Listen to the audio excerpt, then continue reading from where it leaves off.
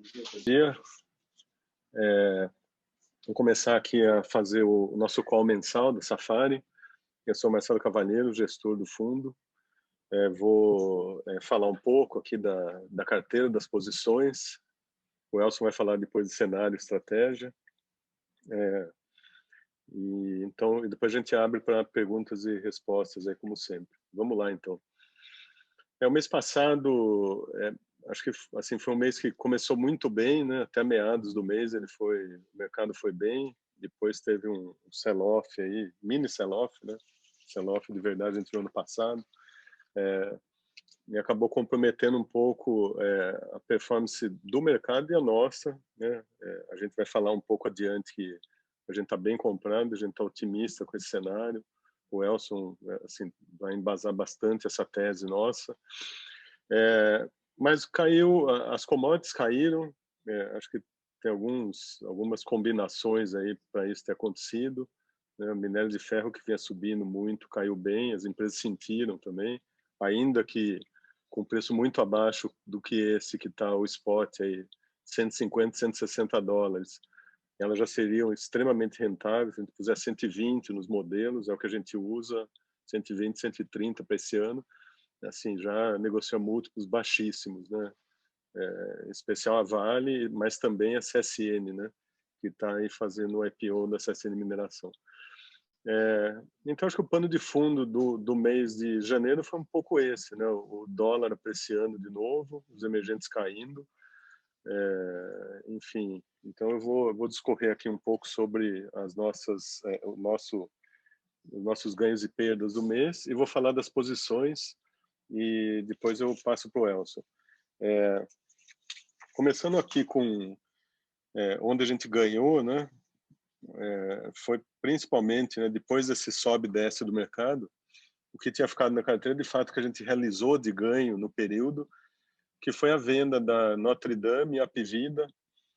A gente, depois que saiu a proposta de combinação dos negócios, né, feita pela Apivida, as ações subiram bastante. A gente resolveu sair das duas posições que a gente tinha. Eram posições que, em conjunto, davam 9% do PL do fundo, quer dizer, posições relevantes. Então, deu um resultado bem interessante, deu coisa de 1,3 ponto percentual de ganho para o fundo. E, ao mesmo tempo, que Redditor caiu um pouco, né? Redditor é uma posição que a gente tem, gostamos, é uma posição relevante do fundo também. E um pouco mais adiante, na verdade, começamos nesse mês de fevereiro agora, refazer a posição, a gente, um preço aí parecido, um pouquinho acima do que a gente tinha vendido, mas aí já, assim, acho que a gente vendeu muito bem essas posições, porque sempre tem um risco associado, né? Pode no primeiro momento subir, depois cair, a gente achou por bem realizar, mas a gente acha que tem muita sinergia nesse negócio, eu acho que tem um campo incrível para essa medicina vertical ganhar market share no Brasil, não necessariamente em detrimento aí da Redditor, por exemplo, que é um cara que vai atuar com planos de saúde no nível mais alto, né? Quer dizer, num ticket mais alto do que essas empresas verticalizadas. Mas as empresas vão ganhar mercado das Unimedes ou de empresas menores, regionais. Então, faz sentido ainda a gente voltar nessas posições. E, assim, são posições mais defensivas para o fundo, por um prazo mais longo, né? A gente acha que tem um curto prazo muito bom, mas a gente também tem montado algumas posições assim para carregar ao longo do tempo. Em segundo, posição em TI e Telecom, principalmente uma posição que nós temos em Local Web, que andou muito no mês de janeiro. A gente vê aí um upside muito grande para a empresa. Essa empresa começou como um cara de hosting de sites, e hoje é uma empresa que tem uma infinidade de negócios, principalmente habilitando empresas que querem participar do mercado online, se plugar em marketplaces. Então, tem uma série de negócios novos aí para serem feitos. O varejo também tem isso aí tem uma contribuição de 0,6, então, saúde 1,1, telecom e TI 0,6, varejo meio. Varejo é uma carteira extensa que nós temos, com algumas posições que nós já falamos aqui no passado, principalmente Arezzo, que é um negócio que a gente já tem há muito tempo, Mercado Livre nós temos também há bastante tempo e em algum momento a gente zerou, mas assim, é uma posição que a gente considera que a gente carrega por um bom tempo. E entre outras aí, que a gente também assim, continua gostando, eu vou falar um pouco depois do tamanho do varejo na carteira. Depois um ganho com posição em índice, 0,4, e depois distribuidor de combustível 0,3 é um long short que nós temos, a gente tinha na carteira, acabou zerando, né, que era a BR contra a Ultra. A BR acabou andando bastante quando foi anunciado que o Wilson, que é ainda, né, o CEO da Eletrobras, vai para a BR, então a gente acabou saindo, deu um bom ganho para o fundo. E então agora vamos para o lado negativo, né? Bancos e seguros teve uma performance negativa, em especial com os bancões. A gente acabou resolvendo sair de todas as posições que a gente tinha. Na verdade, eram posições de trading. A gente tem falado aqui há bastante tempo já que a gente não está otimista com bancões, né? Ainda que resultados aí por exemplo, hoje o Bradesco reportou um resultado bom, o Santander também tinha reportado bem, mas a gente não gosta dessa alocação em bancões. A gente acha que tem muito desafio pela frente e acho que eles não vão conseguir continuar com a rentabilidade que tem ao longo do tempo, né? Vão ser mais e mais desafiados pelos bancos digitais, por exemplo, adquirentes, PagSeguro, Stone, que também vão fazer às vezes de bancos para esses clientes. Depois tem isso vai ter uma perda em bancos de seguros de 0,8 e depois uma perda de meio do PL em consumo, aí principalmente em CVC, acabou caindo no mês passado, recuperou já agora em fevereiro, está recuperando bem. E depois acho que é isso, acho que não temos mais muita coisa, não foi um mês assim, no resultado de destaque, né? O fundo caiu 0,9 no mês, né? O mercado foi bem pior, né? A gente não se compara, nosso benchmark não é o Ibovespa, mas só como ilustração, o Ibovespa caiu 3,3 nesse período. Deixa eu passar um pouco, vou falar um pouco das posições rapidamente, depois vou falar um pouco, até comentar um pouco a carta do mês, que acho que tem umas coisas interessantes lá. Percentual do PL do fundo, né? Nós temos 1/3 comprado em varejo, e aí Arezzo, Mercado Livre, um pouco de Via Varejo, entre outras posições aí menores que a gente está construindo ainda. Algumas provavelmente vão sair, né? Nós não vamos ter mais do que isso, provavelmente, em varejo. E uma posição em Pão de Açúcar também, que aí a gente acha que tem um upside enorme assim que for feita a cisão do açaí, né? A gente está cada vez mais otimista com esse negócio. Acho que o açaí é uma bandeira aí do Pão de Açúcar que tem muito para crescer. Os valuations que eu tenho visto aí no mercado, acho que são bastante conservadores em vista do que vale, por exemplo, o Grupo Mateus. Acho que açaí tem que ter um prêmio de valor para o Grupo Mateus, e não é pouco, acho que tem que ter um prêmio relevante. Depois tem uma posição ainda grande em commodities, por volta de 20 do PL. Suzano e CSN são praticamente quase toda a posição daí. Suzano, CSN e Vale. E, enfim, a gente continua otimista com isso, a gente acha que ainda tem o que andar, né? Principalmente tem uma recuperação, em especial no minério de ferro, tem um catch-up importante para fazer ainda. Então nós estamos otimistas ainda com isso. Depois seguimos para bancos e seguros, 13%. E aqui uma posição em BPAC e PagSeguro, né? Como eu disse, a gente não tem mais bancão, não é uma tese que a gente goste. Eventualmente pode até servir de funding para a gente no futuro, para alguma posição comprada. Consumo a seguir com 11% do PL, em especial CVC e Natura. Depois tem outras posições menores que a gente também são posições em construção, não vou citar aqui agora. Uma posição de 9% em incorporadoras de imóveis, e aqui direcional é a maior posição, né, nessa rubrica construção. E depois uma posição de praticamente 9% em saúde, Redditor e Notre Dame. Né? Redditor é maior, Notre Dame um pouco menor. E depois algumas coisas um pouco menores, uma posição em small, né, no índice small, posição em telecom e TI, local web e Oi, principalmente.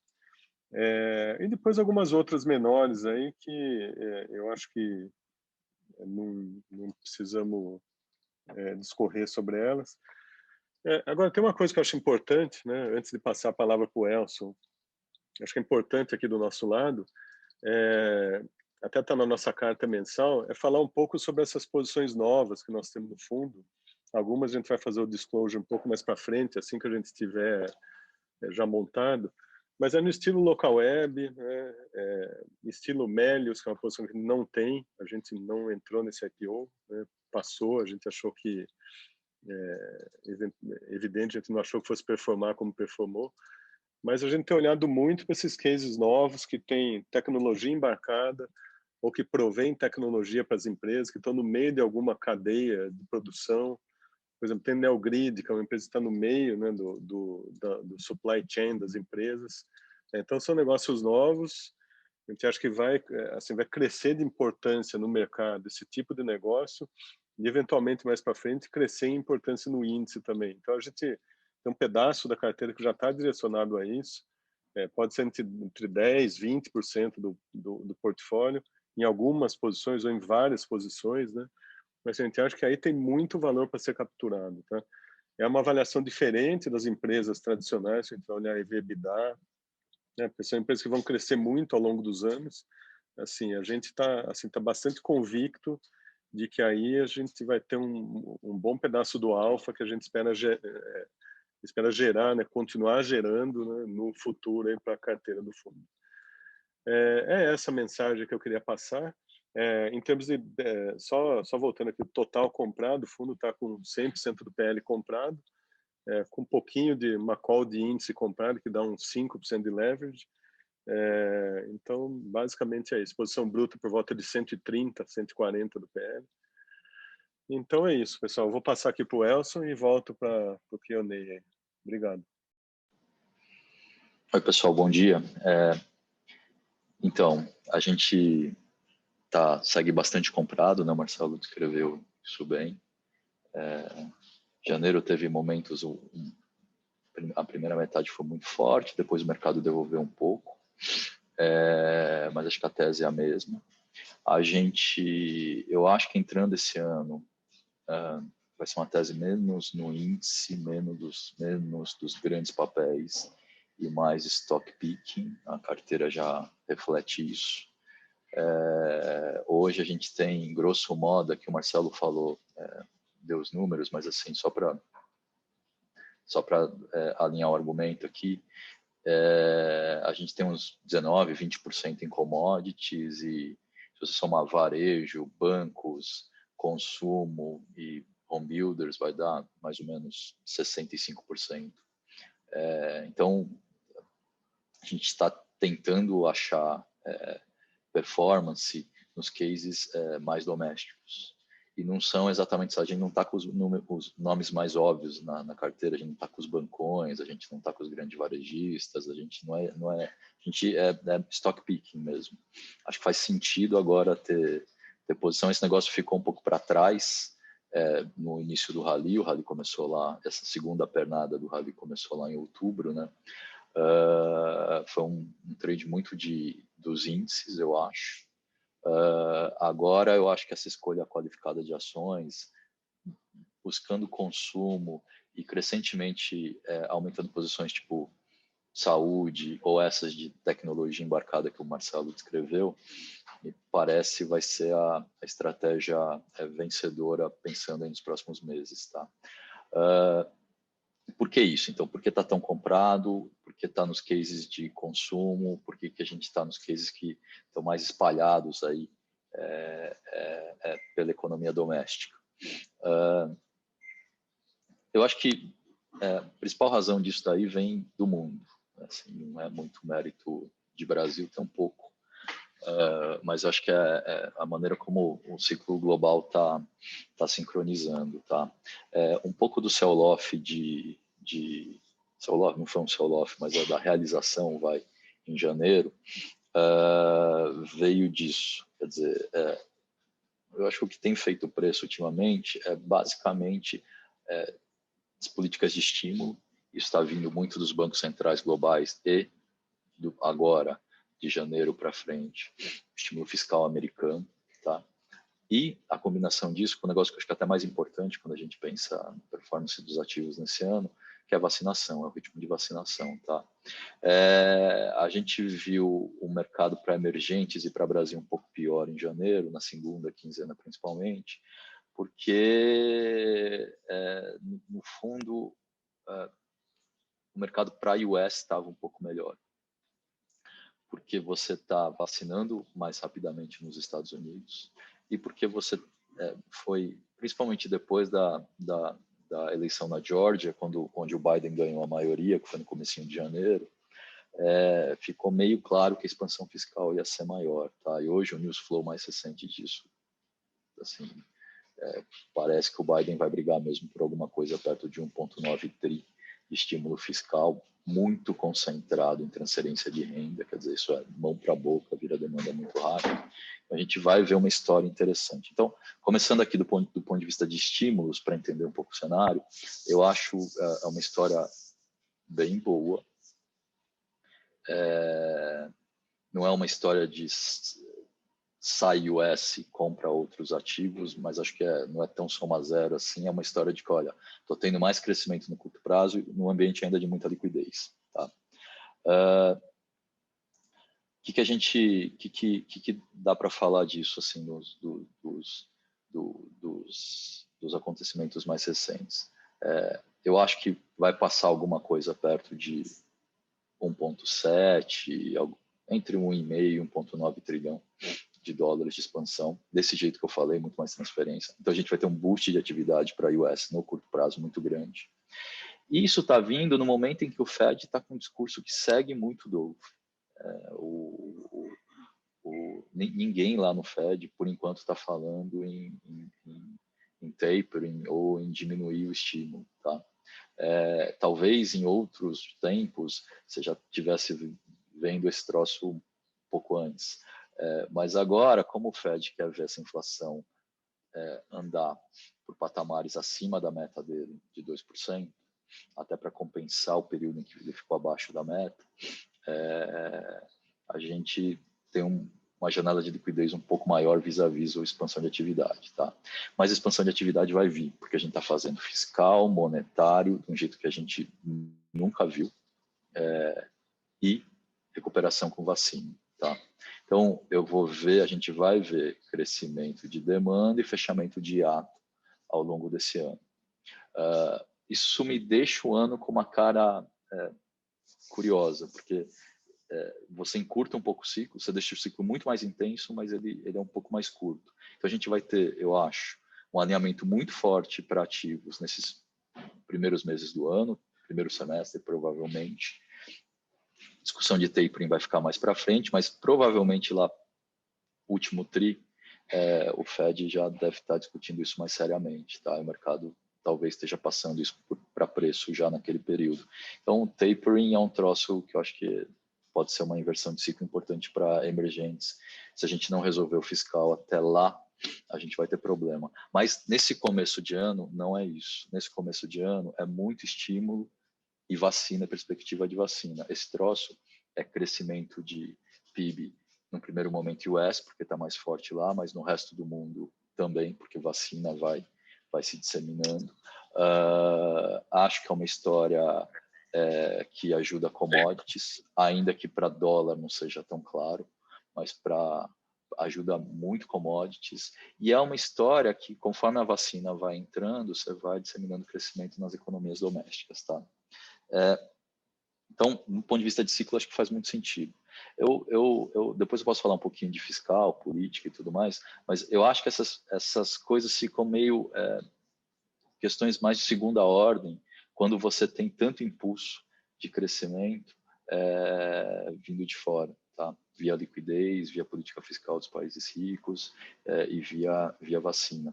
Então, é curioso isso, né? Porque quando você olha para os jornais e às vezes a interpretação que se dá para o mercado é que, olha, voltaram a falar no auxílio emergencial. É verdade, o Congresso está voltando e os políticos nunca pararam de falar no auxílio emergencial.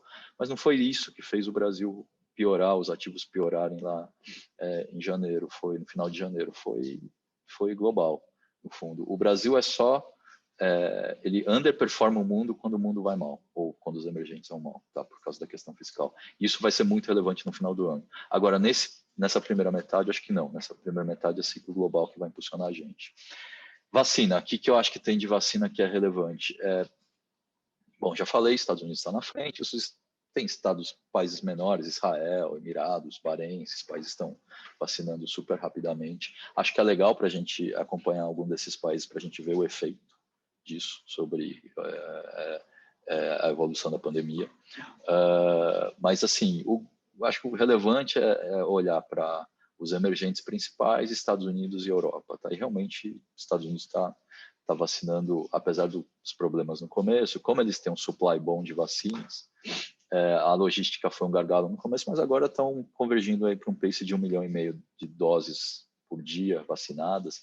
É um ritmo bom. A gente vai ver, quando você olha para os dados de hospitalização nos Estados Unidos, já desde o final do ano, na verdade, mais para a entrada de janeiro, esses números começaram a devolver, tá? Casos novos também estão diminuindo. Então, a gente tem um sinal aqui de que está fazendo diferença. Os Estados Unidos já vacinou mais ou menos 10% da população. Tá? Parece que está fazendo diferença. Quando eu olho para o Brasil, eu acho que o pace está ok. Eu não tenho muito problema, e acho que conforme você está vacinando, esse negócio está ficando claro, a gente não tem muito problema na logística de distribuição de vacina, porque a gente tem o Programa Nacional de Imunização. Esse programa vacina 80 milhões de pessoas nos ciclos de influenza em 3 meses. Tá? Então, se vacina bastante no Brasil, com uma logística muito tranquila. Funciona bem. A questão nossa é oferta, né? Então, assim, o governo bobeou, a gente começou tardiamente e num ritmo lento. O que a gente tem basicamente nesse primeiro mês aqui é Butantan. Tá? E aí a gente tem uns buracos aqui, a gente tem algumas vacinas vindo, já estão assim, já estão na logística de distribuição, e tem outras que vão ser produzidas e entram em escala a partir do final de fevereiro. Tudo Butantan, estou contando aqui. Mas com o que você tem hoje, o ritmo médio para você vacinar, o teto disso seria alguma coisa perto de 300 mil doses dia para acabar essas 10 milhões de vacinas até o dia 25 de fevereiro, que é quando você começa a distribuir essas doses novas que estão chegando do Butantan. Tá? E a gente está distribuindo, estamos convergindo para isso, estamos na média móvel de 7 dias perto de 200, 210 mil, hoje subiu um pouco, a gente vacinou perto de 350 mil pessoas de ontem para hoje. Então, estamos no pace, parece compatível com o que a gente consegue ter de vacina, né? Pronta. Quando chegarem as doses do Butantan, hoje estão chegando os insumos para fazerem mais 8 milhões e 300 mil doses, um pouco mais, 8 milhões e 600 mil doses, e no dia 10 chegam mais insumos para fazer esse mesmo tanto, a gente vai acelerar. O Butantan consegue, segundo o próprio Butantan, consegue distribuir 600 mil doses por dia a partir do dia 25 de fevereiro, tá? Só o Butantan. Eu não vou colocar nada mais aqui, sem colocar a AstraZeneca, que talvez tenha 10 milhões de doses para entrar a partir do final de fevereiro também, sem contar Sputnik, que tem 10 milhões de doses também contratadas aí para entrar entre fevereiro e março, se aprovado pela Anvisa. Contando só com o Butantan, a gente consegue vacinar provavelmente até o final de março, nesse ritmo aí de 600 mil doses dia, é um contingente relevante, talvez 16, 17 milhões de pessoas. Tá? Eu acho que vai ficar um pouco abaixo disso, porque você não vai vacinar nas 600 mil. Mas a gente vai ver esse pace de vacinação subindo, porque vai ter produção e a logística está entregando. Então, é bem razoável que a gente fique lá perto dos 13, 14 milhões aqui tentando fazer um guess educado lá no final de março, e a gente vai vacinar boa parte todos os idosos com mais de 70 anos até talvez a primeira quinzena de abril. Acho que é um bom período para a gente fazer fazer uma projeção aqui em cima desse pace. Por que isso é importante? Porque se você vacinar os idosos até 70 anos, que não são muitos, eles são 13 milhões de pessoas no Brasil só, idosos 70 anos, mais os profissionais de saúde, índios e tudo mais, vão dar perto de 19 milhões de pessoas. Se você vacinar em primeira dose e já está vacinando em segunda, boa parte desse contingente até meados de abril, os idosos com mais de 70 anos representam mais da metade das mortes. Então, você vacina um grupo restrito, no Brasil esse grupo é menor, porque a população é jovem, e você está baixando rapidamente a letalidade da Covid aqui no país. Significa que provavelmente em abril você já vai ver um estresse menor nos hospitais. Aí se você olhar para a US, isso está acontecendo, se você olhar para Israel, internação de idosos também está desabando já. Eu acho que a gente vai ver uma coisa parecida com essa a partir do mês de abril, tá? Nos dados brasileiros. E aí, quando você faz isso, o ciclo fica muito mais claro, porque a grande dúvida em relação ao ciclo econômico brasileiro é o ponto em que você está tirando a ameaça de contração adicional por causa da Covid. Esse negócio acho que vai sair da frente, talvez a partir de abril, me parece ser um bom palpite, o mercado talvez antecipe isso. Então, faz sentido estar comprado. Quais são os setores que se beneficiam disso? Basicamente, consumo e serviço doméstico. Isso é basicamente 2/3 da carteira nossa hoje, tá? Então, quando eu olho para ciclo global e olho para esse driver que afeta diretamente a atividade da economia doméstica nossa, acho que faz bastante sentido estar comprado, tá? Eu vou parar por aqui, depois se vocês quiserem discutir um pouco mais de fiscal, política no Q&A, a gente entra nesses assuntos também, tá? Acho que hoje a gente não tem pergunta, viu? Não sei se isso é bom ou é ruim, né? Pois é.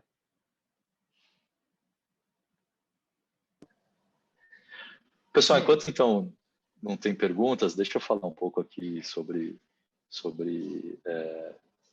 perspectiva e fiscal, acho que é importante. Não acho que isso faça tanto preço no curto prazo, mas é importante para a gente configurar o cenário. Hoje, como eu disse, acho que a questão aqui é vacinação e o ciclo global. A gente não tem hedges, porque a gente acha que hoje estamos bastante comprados, porque a gente acha que essas coisas todas estão alinhadas para um desfecho mais positivo, tá?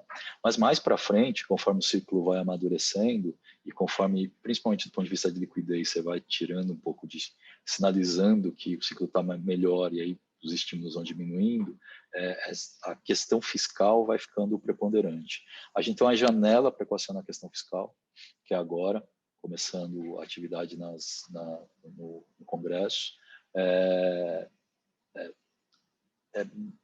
Basicamente o que a gente tem que fazer é criar instrumentos para você manter o teto de gastos ou de algum tipo de controle fiscal, tá? Isso passa pela PEC emergencial, a gente tem que fazer isso. Tem uma oportunidade talvez de fazer isso porque o Congresso quer, com até razões justificáveis, aumentar o auxílio emergencial ou retomar alguma coisa parecida com o auxílio emergencial. Acho que não vai ser nada muito forte, tem que ser menor do que era o auxílio do final do ano passado. Mas isso, como você tem um teto muito baixo, isso traz a discussão de, olha, eu vou ter que fazer alguma coisa que talvez estresse o teto esse ano, eu vou ter que cortar outras despesas também, mas para fazer isso, talvez a contrapartida seja, olha, então eu posso até romper um pouquinho o teto, ou ficar mais perto, provavelmente romper um pouco o teto, mas vou ter que dar contrapartidas de longo prazo maiores. Então, ele vai ter que fazer alguma coisa do ponto de vista ou de reforma administrativa, ou de PEC emergencial, alguma coisa nessa direção. Se isso acontecer, eu acho que tem um upside maior, tá, para o Brasil. Se isso não acontecer, a gente vai ficar, eu acho que a gente vai ter que pegar toda essa volta do ciclo e essa história desse semestre, mas ficar muito atento depois, porque quando a liquidez virar, a gente vai estar despreparado, tá? E a gente vai estar definindo isso no Congresso nesses próximos 3 meses. Acho que agora a gente já tem pergunta aí. Eu acho que a primeira aí você já respondeu, as reformas têm boa chance de andar, pois prêmios de risco, curva de juros nominais reais continuam com volatilidade e prêmios nos prazos mais longos. Como isso está sendo refletido na carteira e taxa de desconto? Deixa eu falar um pouco, mas eu vou passar para o Elson ilustrar melhor. Acho que o juro longo, sei lá, pode ser 8, 9, depende de reforma aí, né, mas vamos dizer que seja 8 o juro longo. Eu acho que as ações ainda estão muito baratas para um juro longo de 8, né? E, mesmo as bond proxies, vamos chamar assim, né? Concessões rodoviárias, utilities. Então, esse tipo de empresa, eu acho que em especial concessões, assim, parecem muito baratas para esse cenário de juros. E acho que a próxima pergunta também é, né, shoppings também. Ativos bond proxies estão sendo mais influenciados no curto prazo pelo macro do que o micro. Sem dúvida, estão sendo mais influenciados pelo... acho que os shoppings têm assim, um comportamento de abre e fecha, né, as lojas, e acho que isso aí anda muito com a vacina, né? Então, acho que aí depois disso ele passa a ser um bond proxy de novo. Elson, você quer adicionar alguma coisa aí? Não, acho que você respondeu o que eu diria. Eu acho que tem gordura aqui do ponto de vista das ações. A gente está longe de ter precificado. Quando eu olho para múltiplo curto e olho para a curva, eu acho que tem uma desarbitragem aqui ainda. E essa desarbitragem existe porque você tem muita dúvida ainda de curto prazo em relação a como é que vai ser esse ciclo. Isso é basicamente Covid e acho que a vacinação resolve isso. Então, para a gente, acho que tem bastante gordura, tá? E como a gente está olhando para o ciclo, acho que é isso que ajuda no final. Eu também gosto, acho que a gente tem meio que uma bond proxy, mas construção, né? A gente gosta da história. Tem que ficar atento só porque quando o ciclo virar, assim, então, se a gente não tiver feito reforma, o pré vai abrir um bocado, tá? Mas eu acho que não é para agora. Agora, assim, o global segura essas taxas. Aí tem bastante gordura nos preços, mesmo nas bond proxies. Você falou de reforma já, mas eu pergunto aqui sobre quais seriam mais propensas à aprovação.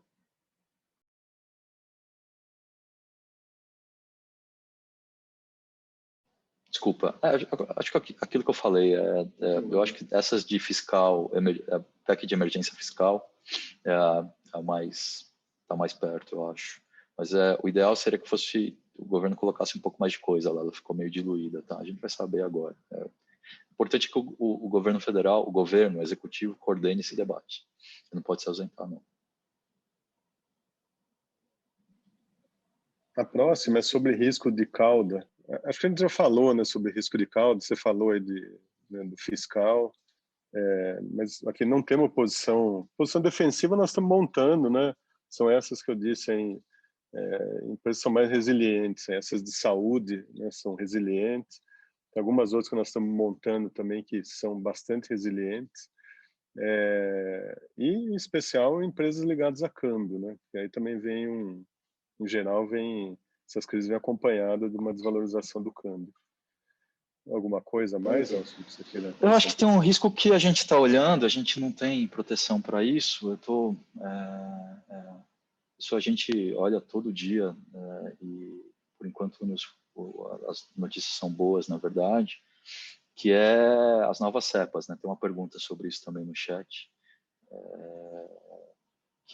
tá bom, então você tem uma cepa nova, em Manaus, todo mundo achava que já tinha chegado na imunidade de rebanho, todo mundo pegou de novo. Então é uma cepa que permite reinfecção, essa cepa brasileira, né, muito parecida com a sul-africana. Esse é um risco. O que eu tenho visto, assim, ela já está aqui circulando no Brasil. O que eu posso te dizer? Acho que duas coisas. Uma, que eu tenho visto aí dos biólogos, o que eles dizem é que, aparentemente, essa cepa fica preponderante nos lugares em que você já está mais perto da imunidade de rebanho, ou que você já tem um contingente grande de gente com anticorpos para a cepa anterior, porque ela consegue bypassar o sistema imunológico, tá? Então, é por isso. Não é que ela não é tão claro que ela vá mudar muito a dinâmica da pandemia. Quando você vem para o Sudeste e para o Sul, onde, do ponto de vista econômico, isso é mais relevante, a gente teve, foi bastante, né, sem dúvida, mas foi muito menos intenso do que em Manaus. Então, não sei se essa cepa vai ficar dominante tão rapidamente, segundo esses caras dizem, e do ponto de vista de eficácia de vacina é importante, tá? A segunda coisa que me deixa mais tranquilo é olhando para os dados recentes, né? Os dados aqui na ponta estão melhores. Não é à toa que São Paulo flexibilizou um pouco mais, talvez flexibilize ainda um pouco mais adiante aí as cores aí nas regiões, porque a internação está diminuindo na cidade, aí no interior preocupa um pouco, e os atendimentos para síndrome respiratória aguda, que é o primeiro sinal, né, de que você está tendo alguma coisa esquisita aí, estão diminuindo. Então, por enquanto, os sinais estão ok, tá? É claro que a gente tem que olhar isso o tempo inteiro. Se esse negócio se disseminar muito rapidamente, se não tiver cobertura de vacina, é um problema. Mas não é isso que está aparecendo hoje, não.